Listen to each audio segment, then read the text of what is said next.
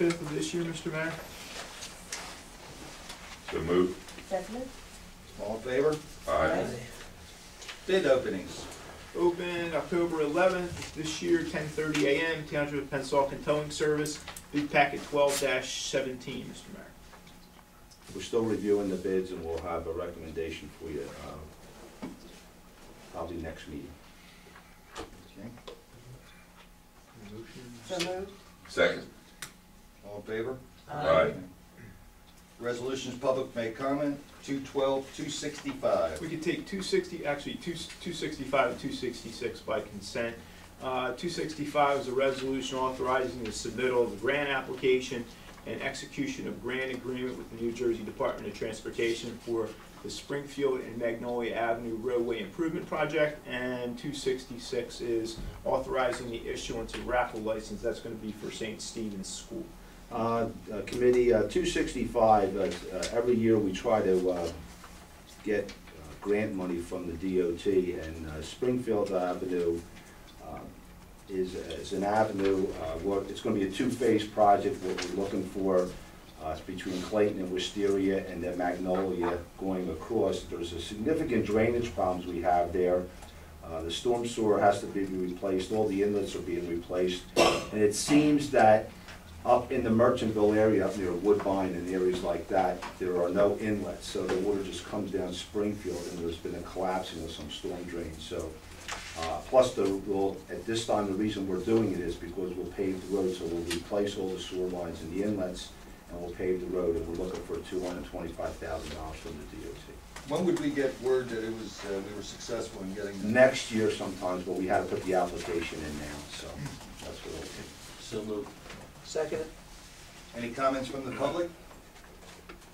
Seeing no comments from the public? Nay. No? Roll call. Mr. Figueroa. Yes. Mr. Killen. Yes. Ms. McBride. Yes. Mr. Taylor. Yes on 265. I have to recuse myself from 266. Okay, and Mayor Knapp. Yes. Conference items for discussion, We have nothing for, Larry and Terry had nothing for this evening. but we had them on the agenda. I just kept them on the agenda just to. We kind of Common relief. look forward to that. And number two, Mr. Mayor, is just a informational type thing. The Liquor Ranch, which is at Route 70, and I want to say Marlton Pike, is looking to do a person-to-person transfer of the liquor license. Received their applications and things. Their background checks are in progress. Probably looking to do it beginning in November sometime. Never had an issue with that location, so. Okay. So let's see, agenda items, old business, we have none. New business, none. Resolutions, matter of little discussion, none. Country club revenue, it's in our packets, and let's continue Clap a little to, bit. yeah, let's continue to hope for good weather. You know, right now, it's still up over triple digits from the year before, so that's a real positive thing with the country club. And we'll go right into public comment. If you have a comment, please state your name and your address and whatever's on your mind. Good evening, John Schmidt, Gloucester City, New Jersey. From where? Gloucester City. I'm sorry. Here tonight, in regards, I sent a letter to Mayor Knapp back August, September, regarding concerns I had about the Housing Authority in Pennsauken. On October 1st, 2012, the Department of Community Affairs sent out 3 letters to the Township. The Township received those letters. Yes, they did. Yeah. Okay. I think it's going to be the subject of closed session discussion. It is. Okay. My question is really to the governing body, is how did this get to this point where this had to happen on your housing authority? How did it get to the point where your housing authority doesn't have a quorum anymore? We'll talk about it tonight. Closed session. Okay. I mean, one issue you can address And looking at the roster, which is sent from the Housing Authority to Rutgers every year, this is from 2012. The seat formerly occupied by Mr. Kazuppi and the seat occupied, maybe it wasn't Mr. Kazuppi, sorry, the seat formerly occupied by Mr. Ellis and the seat occupied by Ms. Watkins, both expired in 2015. From dealing with other housing authorities, it appears one of those seats should be the mayor's appointment, not the governing body's appointment. Under NJSA 48:12A-17, which goes over the creation of the housing authorities, which is comprised of 7 members. 5 are appointed by the local governing body, 1 through the commission of the governor's appointment, and 1 by the mayor. The roster indicated that all 6 had been appointed by the governing body, where 1 should have been appointed by the mayor. So I would ask that whatever seat is supposed to be the mayor's, if it's the current one still on there, if that's corrected, or if it's the now vacant one, when somebody fills that seat. This actually I've had in Township, where they had 6 local members, 1 governor. The 6 were all appointed by the governing body. Their lawyer did research, and they're going back to correct the technicality, and the mayor will, it'll reflect as the mayor's appointment, not the resolution of the governing body. So I guess you can't address my other concerns, or my other questions, because you're going to discuss them in close. I just have a question, and I'm not doubting what the young man is saying, but in a situation like we have, where really mayor is figurehead, I mean, how do you address that? I mean, I know mayor, we all sit as mayor, but it's a collaborative decision. Now, if for the euphemism of saying it's the mayor's appointment, is that what we're going to do? I mean, I think you have to under the statute. That's the only thing. Is the statute makes it very clear how the appointments to the housing authority occur, and Okay. even though mayor in this form of government is, as you eloquently put, is more of a figurehead position, it still has to be a mayoral appointment. You do it with the planning board, Mr. Taylor, and we've done it with other boards too, the same thing. So it would be, after we Just discuss in the it. future, just designate one of them as a Gotcha. mayoral appointment. So we can correct that when we go to Yeah, closed that's session. easy. okay. I guess I can, since you're going into close. I know I had sent the letter through the email to the mayor's secretary. I'm guessing it's being discussed really for the first time. Can I get some type of response from the township after your? Not until the matter's been resolved. That's what the rules of closed session are. Once they've resolved it, they'll probably ask me to take a look at the issue and get back and report back to them. So I don't think it'll be resolved today. Although the housing authority is its own independent entity, are you able to say that right now the housing authority, I guess since you guys do have control over the housing authority to an extent, what happens if there's an emergent situation which arises at the housing authority? How can they take any action right now? You know, if DCA, you know, has said, you know, in their letters that they're effectively deemed resigned, no longer on the board effective immediately, how does the housing authority take action in a case like this with only? They may not be able to, but the township government would have the ability to step in and shoes and resolve the issue, whatever the issue might be. Okay. If it was an emergent situation. Okay. But what about in regards, I mean, who knows how long your communication, your research might take, or your communication with DCA? Say if this goes on, you know, into November, are there any bills that need to get paid within that time that they wouldn't be able to pay because they can't have a monthly meeting anymore? We hope to resolve it before that time. Thank you. Yes. Joanne Young, 6582 Park Avenue. Just to tail off of what Mr. Smith was talking about,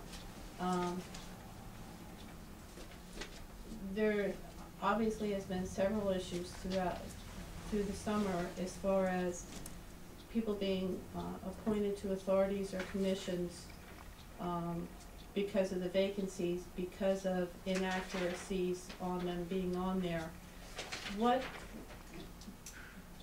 Whose responsibility was it to make sure those that were being brought to the committee did not have conflicts, and so it wouldn't be a problem bringing them on, and what are we doing to make sure that those problems aren't being happening again? And the reason why I ask it is, I was at my one and only Shade Tree Commission meeting with Betsy, and Duke came in also, and I'm not sure Mr. Cruz's first name? Michael. I mean, he came well prepared and obviously had been researching, and everyone else apparently had been involved and absolutely knew what they were talking about, and it was, you know, I was really out in left field being there. But my concern was the first meeting we had, apparently after a long absence, Duke made mention that maybe we elect a chair and make sure we do procedure, and Mr. Cruz, oh, we can do that next time. So my point is, Duke apparently saw the need to make sure from that point forward, we sort of make sure we do things properly in order, and yet apparently the memo didn't get to Mr. Cruz. And not saying that he didn't do his job, and not saying we probably absolutely would have voted him as chair, because obviously he knew what he was doing. But the matter was being put aside.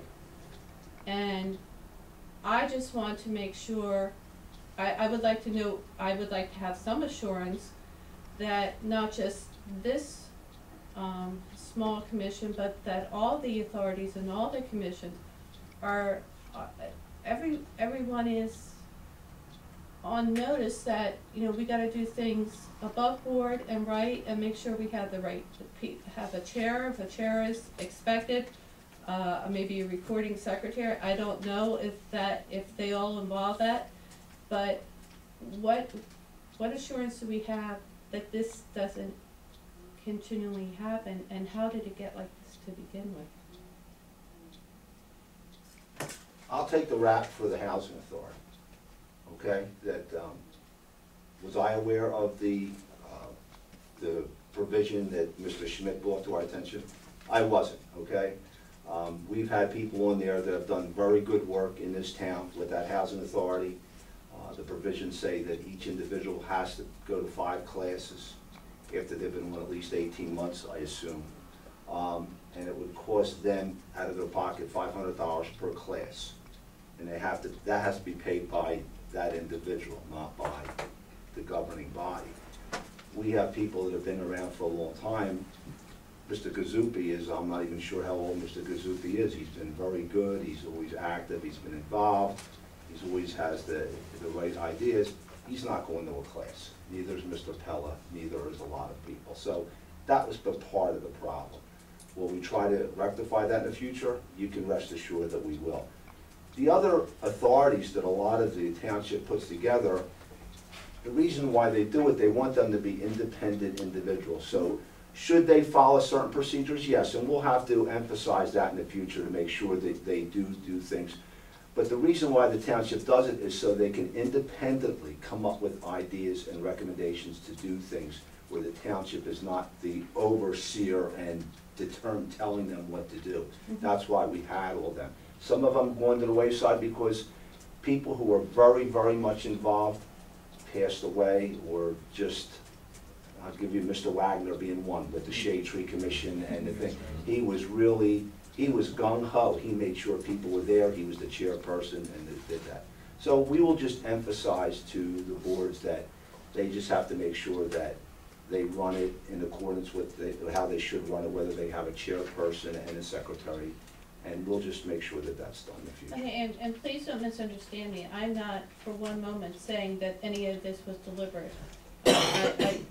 You know, everybody gets busy and maybe they've been on it for a long time, and they're forgotten. Procedures are forgotten because they're doing their job and whatnot. So I wasn't anyway intimating that any of it was done deliberately. The point is, it all of a sudden left us lacking severely at trying to scramble to find folks, and now the housing authority is another one that's just been added to it. So that's you know. Well, and like I I'm said, glad what to has see- happened is because so many people had dropped off and we were trying to get other people, that's when the mayor said, who else out there is interested in doing these things? Now that we're getting the influx of people, it just has to be reiterated to those departments and Sure. those authorities that they have to do these things a certain way. And we'll make sure we get that word out. And if I'm not mistaken, when those resolutions were done by committee, the mayor did occasionally on those agendas appoint. So I imagine that would be sort of the same way when it's Yes. done with the housing Mhm. too, Yes. so. Mhm. Okay, thank you. Ed, going back, they have to pay the $500? Yep, for 5 It can courses. be- you know, theoretically, if it's if there's other sources available, either the township, sometimes there are sponsors who will Okay. perform this education with a nominal or no cost. Rutgers has been, the Rutgers Institute has been a primary sponsor of many of these governmental educational programs over time. But for, I think, our purpose, we never budgeted for education for these members on committee, so we don't, when we say they'd have to pay for it themselves, we have not budgeted as a municipality to pay for these services, so we don't have. Well, my only thought was if we asked you to be on the board, oh, by the way, it's gonna cost you $500 to be on it, I think a lot of people would turn around and say, I'm out of here. Yeah. That's why I asked the question. Okay.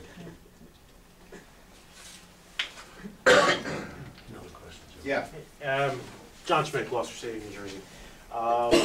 In response to the discussion regarding the 500, the classes are actually paid for by the housing authorities. All the housing authorities do pay for the commissioners to attend classes.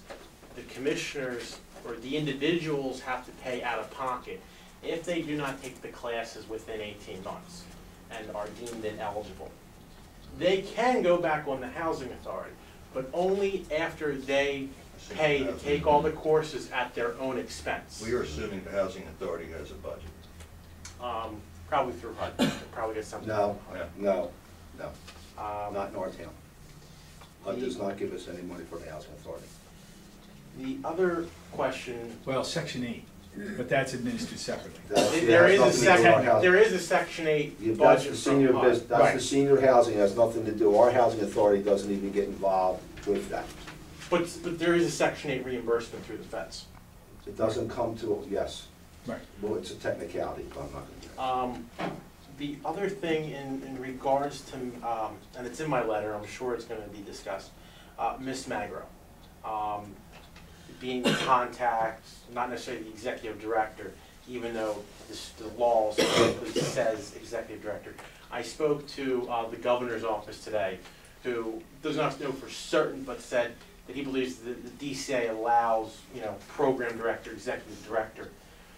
But would she be required to take the mandatory courses if she doesn't have the, well, in addition to having, I don't know when she was hired. If she was hired after 1992, I believe she would have to have some type of master's degree and then experience in certain fields to qualify as an executive director, and then she has to take classes. I believe executive directors have to take 9 in total. So you might want to make sure that she has all her classes as well. She You doesn't gotta have a remember, master's, I'll just tell you as that. a point of clarification, you gotta remember that when this statute was created and enacted, and as it continues to evolve, it was really designed, and if you look at the legislative history, it was designed for the big towns, the Newarks, the Camdens, the Atlantic cities, I etc. absolutely agree. And it wasn't really designed for the Pensaukens of the world. They never took that into consideration, never modified the statute. So everything you said, I was a solicitor for the Housing Authority back 10, 15 years ago. Everything you say is true and accurate, except there's a practical application in smaller communities that don't have a very active housing authority. And technically, you must comply with all these provisions, but it becomes a little bit impractical for smaller organizations. And I'm sure, as you know, New Jersey is the only state in the country which requires housing authority commissioners to have an educational component. Yes. So the housing authority Well, is. your name and- Oh, Sally Coffey, 3463 Palace Court. So the housing authority has nothing to do, for instance, with that abandoned home next door to me? They do. Oh, they do? Well, they're trying to buy that, and that's what's going on right now, okay? That's what we're trying to do. Okay, but see, that's why, so there isn't anybody to get accurate information from? I don't know what you mean by that comment. Well, because the last thing, Orrin, who's been dismissed from the committee and taken on another. Well, he was dismissed because, okay, for whatever reason. Whatever reason. But I mean, we imagined, you know, the folks on the block imagined that he was able to bring us information. Well, he didn't bring us information, but he did bring one of the distinguished committee members around one day. The last we understood was that the property was purchased by the township. Is that accurate, or do you know? That I don't know. I would have to look into that. I'm not aware that we purchased it. But I know it was abandoned. We're trying to, there's a lot more to it. The fact is, what you have to get is not only an estimate of what the house would cost, of what it would have to be, what you would cost to fix it up. Then you would have to make a provision how to buy it back from the people, as far as what you could fix it up for, what you could sell it, and what you would have to pay the initial owner. Okay. The problem is with that, is that the numbers weren't working, and we had to go back to the drawing board to figure out another way to take that house. That's what I was told. Okay, well, what we understood was that somebody associated with this authority had created an RFP inviting general contractors to bid Right. on acquiring that home, but that none of the bids were the right price. You know, Basically the same thing. Okay, so We're then it still, must belong to the township. it doesn't belong to the township, it still belongs to the person who lives in Florida. We don't know, we don't know, the township doesn't own the property. Township never bought the Okay, property. so, We can't buy the property because it's somebody else's property. okay, but see, we understood that the township had purchased it, and No. that's why the RFP was being created No, to, no, it- to invite No, contractors. we have to do, all that has to be done to be able to purchase the Mhm. property, fix the property, be able to sell the property, and then the difference between that cost and what you sold it for would have to go back to the original owner. Okay. And in the interim, in the 10 or 11 years that the place has been empty, however long it is, there have been no tax revenue ever collected because the bank obviously didn't pay his taxes if he didn't pay his mortgage. That I can't Well, answer. it would I be have no sold idea. tax certificates, those would be paid. Right. You know, we would get the tax, continue to get tax revenue from the property through sale of tax certificates. Well, the thing that's a shame about it is one of my neighbors has just invested some money into doing the interior of her home, and she interviewed some real estate agents. Well, now she and her husband are not gonna be able to make that move because their home has been appraised for more than $50,000 less than what they paid for it only like 6 years ago. So that, you know, this is a young couple, a professional couple with 2 children. That has. I bought a house 6 years ago That has too, nothing to and do with that and guess what? property next door, that has to That's- do with exactly what's going on in the economy. I mean, you have so many people that are underwater that purchased homes at an accelerated price. Upside down. Yeah, you know, I would tell you that they are not an exception, they're the norm. If you went 6 years ago and bought a property and then went to go and even do a refi, and try to do a refi, you're underwater. And it gets difficult to do that. You know, now is it getting better? A little bit, but again, that has to deal with the, you know, with the pure economics of what you've seen since 2008. Okay, can I ask you another question? What the real estate's opinion was with respect to the value of their home, was that influenced because the home next door to that went to foreclosure? No, That wasn't, no, this is all economy. no, it's all economy. Yeah, I'll tell you firsthand, it's happened to me. Bought a house 6 years ago, brand new home, brand new bill. I'm underwater because of it. And try to refi, can't.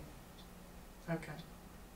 So, But the problem, that part of the problem is what slowed it up with Palace Court too, is because of all these other things that have happened that Mr. Schmidt has brought out, that we don't have people on the board now, and the letters are going back and forth. It slowed things up quite a bit of where we were going, because now we have to reorganize and see what we have to do to get the thing back moving again. okay, That's part of the issue. thanks.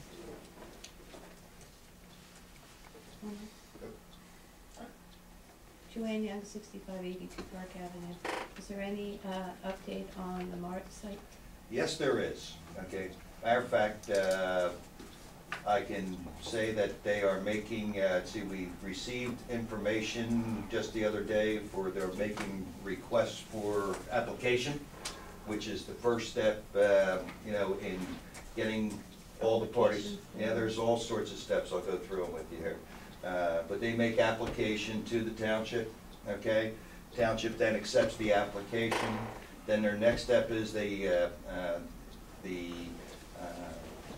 Scarborough and Toll need to form a urban renewal entity, okay, for their sole purpose of financing on their particular end. That allows them to raise capital and float money and also have a tax exempt status. That's in progress. They filed for that. So, you know, the good news is that now all the documentation and everything else, that whole process is going. When we signed a letter of intent back in June, that started the 60-day wait period, okay, where all parties took a step back, reviewed the contracts, took a look at the project and made a determination after 60 days to go forward. They've made that determination. They are now in the process of doing the, you know, the legalese. Like I said, they have made application to us, which is, you know, the first, you know, positive sign of saying this project is going ahead. They are making application for the urban entity. That's in progress. We are working with the CCIA along with Scarborough in drafting the Camden County Improvement Authority.